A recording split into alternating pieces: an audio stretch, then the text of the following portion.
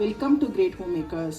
இன்னைக்கு ஓணம் ஸ்பெஷலில் டேஸ்டியான பரங்கிக்காய் எரிசேரி தான் பார்க்க. 300 கிராம்ஸ் எல்லோ பம்கின் மீடியம் சைஸில் கட் பண்ணியிருக்கேன், அதை ஆட் பண்ணியிருக்கேன். 1/2 டீஸ்பூன் மஞ்சள் பொடி, சில்லி பவுடர் ஒரு 1/2 டீஸ்பூன் அளவு, உப்பு, 1/2 டம்ளர் தண்ணி விட்டு போட்டு மூடி இந்த பரங்கிக்காயை வேக வச்சு 1/2 கப் சிகப்பு காராமணியை 3 hours ஊற வச்சு குக்கரில் ஒரு 4 சவுண்ட் கொடுத்து இந்த மாதிரி நல்லா குழைய வேகும். பரங்கிக்காய் வந்து நல்லா வெந்தாச்சு. வேக வச்ச காராமணியை ஆட் பண்ணிடலாம். ஒரு 5 நிமிஷத்துக்கு சேர்ந்து கொதிக்கட்டும். கோகோனட் பேஸ்ட் ரெடி பண்ணிக்கலாம். 1 கப் ஃப்ரெஷ் தேங்காய், 1/2 டீஸ்பூன் ஜீரகம், ஒரு பச்சை மிளகாய், கொஞ்சமா தண்ணி விட்டு கொரகொரப்பா அரைச்சிக்கலாம். அரைச்சு வச்ச தேங்காய் விழுதை ஆட் பண்ணிடலாம். ஒரு 5 நிமிஷம் நல்லா சேர்ந்து கொதிக்கட்டும். தாளிப்பு கொடுக்க போறோம். 2 டேபிள் ஸ்பூன் தேங்காய் எண்ணெய், கடுகு ஒரு டீஸ்பூன், உளுத்தம் பருப்பு 1 டீஸ்பூன், ரெட் சில்லி 1, கருவேப்பிலை, 1 கப் ஃப்ரெஷ் தேங்காய்.